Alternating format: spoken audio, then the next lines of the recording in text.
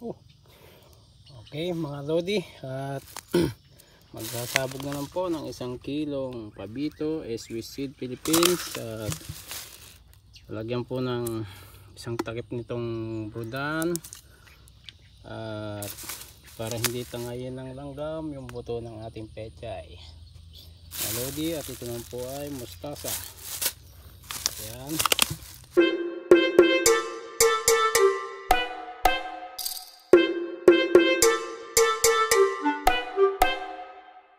Okay, good morning mga lodi, at mag-spray po ako ng isang herbicide. Yan po yung Roundup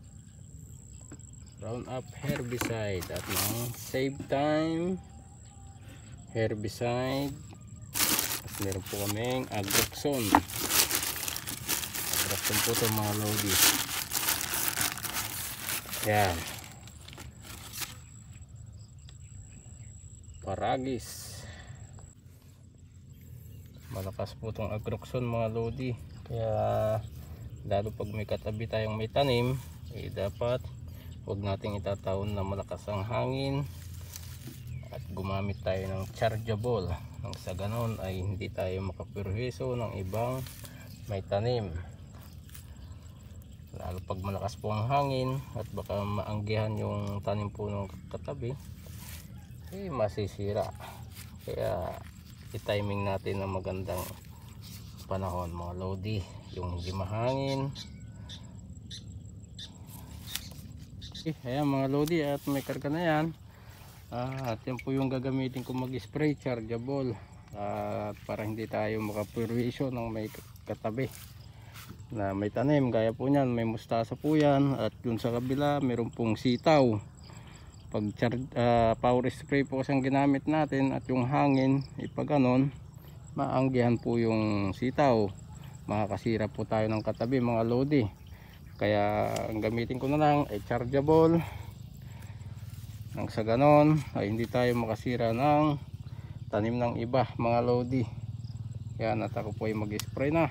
Kaya mga lodi, dapat ganyang spray lang po, mababa, para hindi tayo makasira ng katabi mga lodi.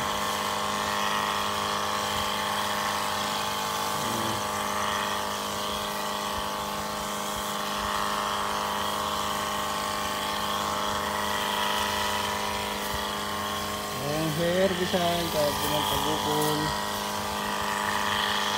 So ayan mga lodi, yan katabi po niya mustasa, kaya dapat huwag natin itataas ang ating pag-spray ng pang herbicide.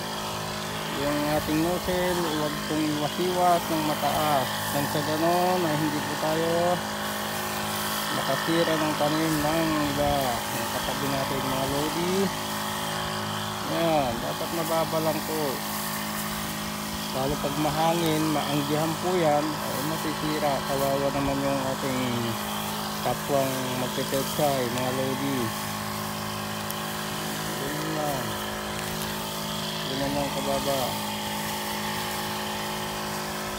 Kumangin man, hindi po tatamaan yung ating katabi dahil mababa mga lodi.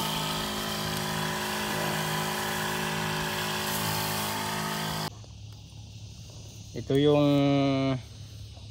i-apply ko ngayon mga lodi na pang herbicide. Ayan po, at pangalan niya ay Amari herbicide 24 easy mga lodi. Ayan po yung kanyang patayin na mga damo, paragis, ayan yung kulitis hapon, at crappie. Ayan mga lodi, 15 easy 1 liter. Ito po yung nakuha namin noon sa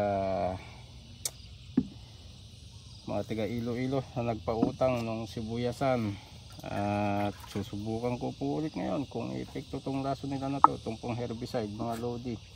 Pinautang po sa amin noon, ginamit namin sa sibuyas, pero parang hindi naman gano'ng umepekto. Pero ngayon susubukan ko, kasi sayang naman pag hindi nagamit, bayad na po ito mga lodi. Ayan, magbibigay na lang ako ng magiging resulta. Ayan, tatapangan ko.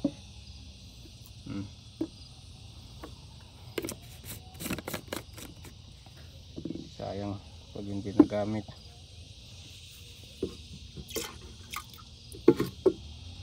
At saka itong crappie kalahati din, kasi ang sabi nila noon tapangan daw namin yung paglalagay, kaya tingnan natin. Ayan, tagkakalahating sardines mga lodi, at imimix ko. Imimix ko yan ang sa ganun maganda ang pagkamix. Nagamit na po namin yan noon sa sibuyas. Sinunod po namin yung nakalagay sa instruction na binigay nila sa amin, pero pumuti lang po yung dahon ng damo. Binisita po nila, ang sabi nila tapangan daw namin yung paglalagay, pero wala pa rin. Pero ngayon susubukan ko, pagkakalating sardines naman na nilagay ko, susubukan ko kung ano yung magiging resulta, magiging epekto nito sa mga damo mga lodi.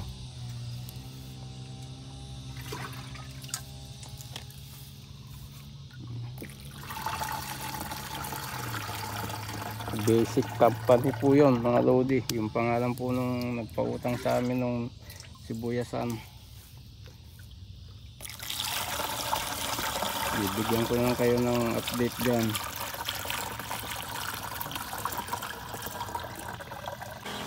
Ayan mga lodi, dahil po yan, nalog po yan. Yan ang problema sa amin dito, nalog.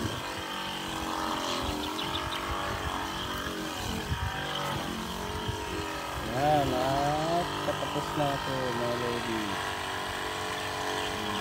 Bibigyan ko na lang kayo ng update kung ano yung magiging resulta dito sa Nesprang ko ngayon, July 7. Ayan, ibubos ko lang mga lodi.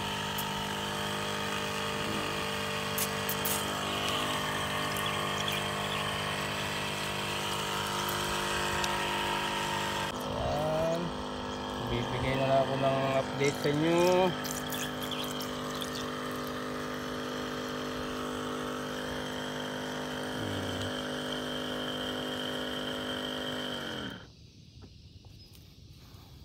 Ayan, ngalog po yan.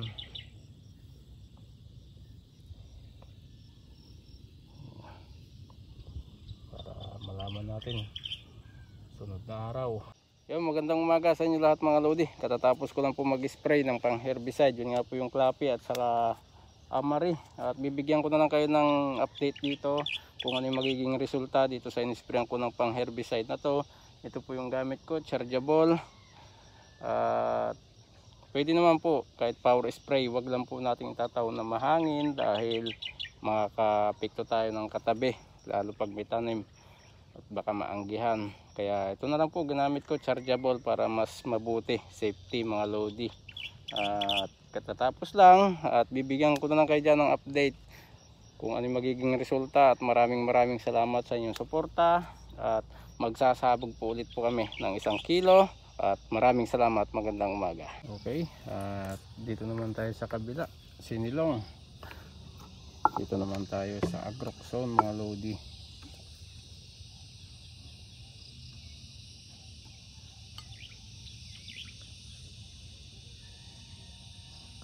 Yung kalahating sardines.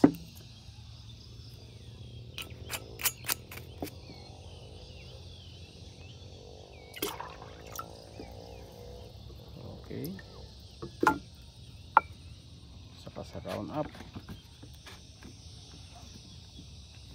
Okay,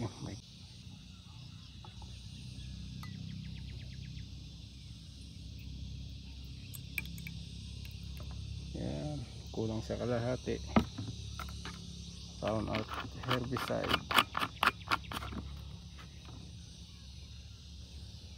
Mix natin yan.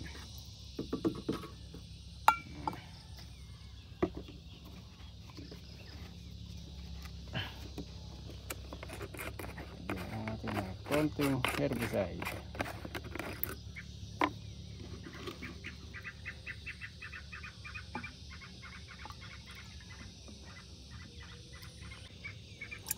Okay, ayan, mix up po yan.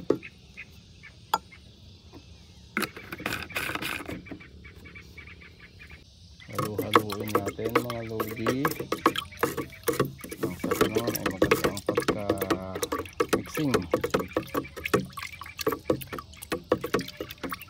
Ayan mga lodi, at dito naman ako sa Sinilong. Ayan yung Agroxone, Roundup, at saka yung Save Time.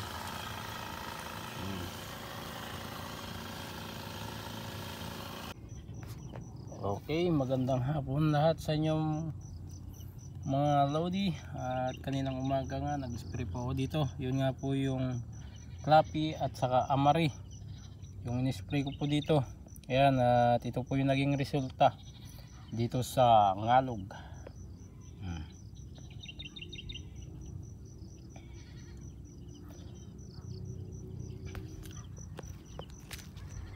Clappy herbicide at Amari. Bibigyan ko po kayo ng update dito mga lodi. At ito na nga po yung naging resulta nung pang herbicide na Clappy at saka Amari na in-spray ko kaninang umaga.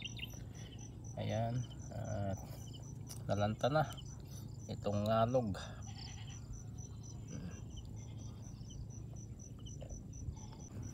At doon naman sa kabila, yun po yung nisprayan ko ng Agroxone, Roundup at ng Save Time. Ayan.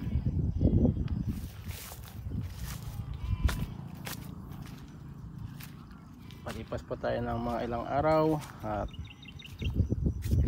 papakita ko sa inyo yung magiging resulta dito mga lodi sa pang herbicide na ginamit ko na in-spray dito kaninang umaga.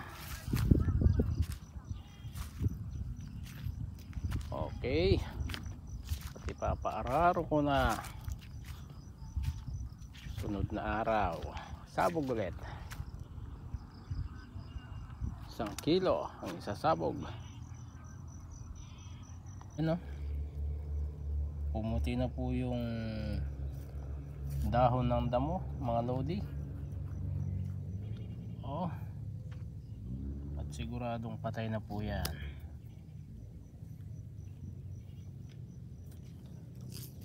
Ngalog.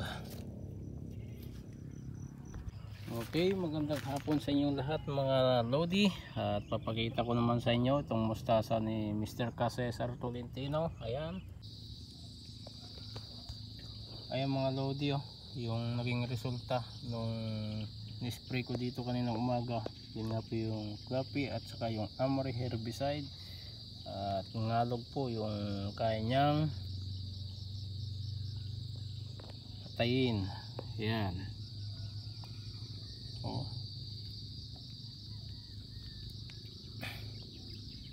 Kita nyo naman mga lodi. Tayo po si Kuya Cesar at hinahatakan niya ng karudkod nang sa ganon ay lumabas po yung mga damo para magandang tingnan, para malinis. Tapos na pong araruin yan. Tiklop po yan mga lodi. Dalawa po sila ni Ronald Stabilio nag-aararo, silang magbayaw at nandun po sa palayas na si Ronald. Ayan po mga lodi, at kaararo si Mr. Ronald Stabilio at doon naman po si Kuya Cesar sa kabila. At kinakarudkod na po mga lodi. At sasabugan na po namin ng pecha 1 kilo. At doon sa taas mustasa. Ayan. Ayan mga lodi. At nahatakan ni Kuya Cesar ng karudkod. Tiklop po to. Ayan. Isaboy po ang pagpapatubig dito mga lodi. Tapos na po itong atakan ng karudkod. Yun po ang pinaka purpose po noon, para yung mga damo ay maglabasan. Ayan mga lodi, para magandang tingnan.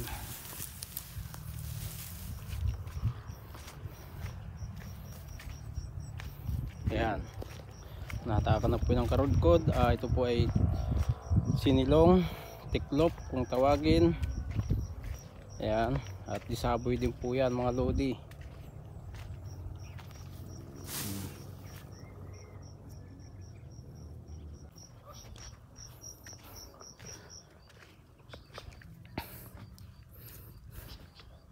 Saka na kayo sir. Sabog na po mga lodi. 10:44. Kaya na. Tanggalan natin ito mo. Malinis. May tubig pa ba yan at tigi bangkaw?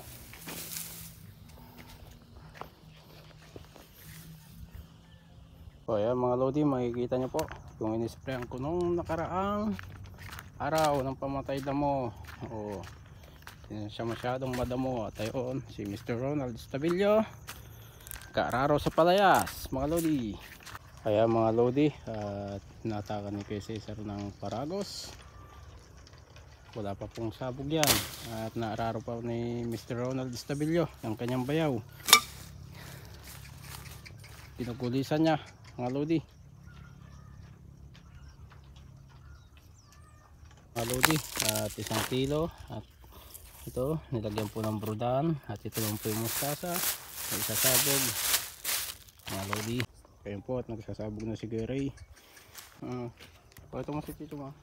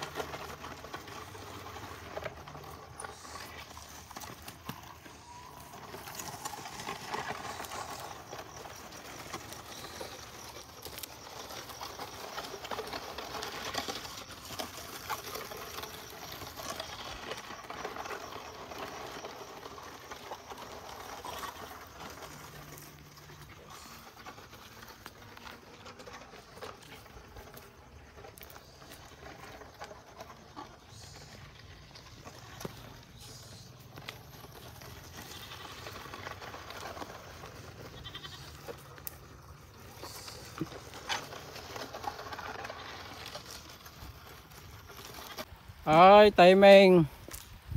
Ayan, at biglang umulan. Buti na lang at nasabugan na po to. Tapos na po to mga lodi. Yan. May sabog na po yan at yung andun sa taas. Dito na lang. Ayan po mga lodi. At dito po ng mustasa yan. At lalagyan po yun ng... Okay, magandang hapon sa inyong lahat mga lodi. At katatapos lang po na magsabog at biglang umulan mga lodi. Hindi naman po siya malakas na ulan, kumbaga mahina lang naman. At mga lodi, ito po ay hindi na po ito hinatakan ng paragos. Ang ginamit ko na lang po dito, hinatakan ko po ng sanga ng kamatsili. Ayan, nung masabugan po ito ng mustasa mga lodi. Mustasa po yung sinabog dito. At makikita nyo naman at malinis. Pero bukas pupulutin ko pa rin yung mga damo na nakarodkod na yan. Gaya po nyan, tatanggalin ko yan bukas mga lodi. Dito, pechay rin po yung sinabog dito. Ang pinanghatak na po dito nung masabugan ay yung paragos. Pero bago yung paragos, yung karodkod muna ang ginamit na panghatak dito. Bakit nga ba? Para po yung mga damo ay maglabasan. Gaya po nyan mga lodi. Yung damo na yan, saka ko tatanggalin yan para magandang tingnan at malinis. At nung masabugan po ito ng pechay, ay pinadaanan na po ni kay Cesar ng paragos upang matabunan yung mga buto ng pechay. At buti na lang natapos po kami kanina dito bago umulan. At yung nakikita nyo po na yan, yung mga damo na yan nasa ibabaw, ay pupulutin ko po yan bukas. Tatanggalan ko po para maganda pong tingnan at malinis mga lodi. At makikita nyo naman mga lodi, malinis. Ayan. At pupulutin ko pa yung nasa ibabaw na yan, yung mga damo na yan, para magandang tingnan, para suwabe. Ayan, 1 kilo na pabito at yung mustasa ay mga 1/4. Dito sa gilid ay pinadaanan po ng araro ni Mr. Ronald Estabillo ng sa ganoon pag nagpatubig. Ayan, o mga lodi.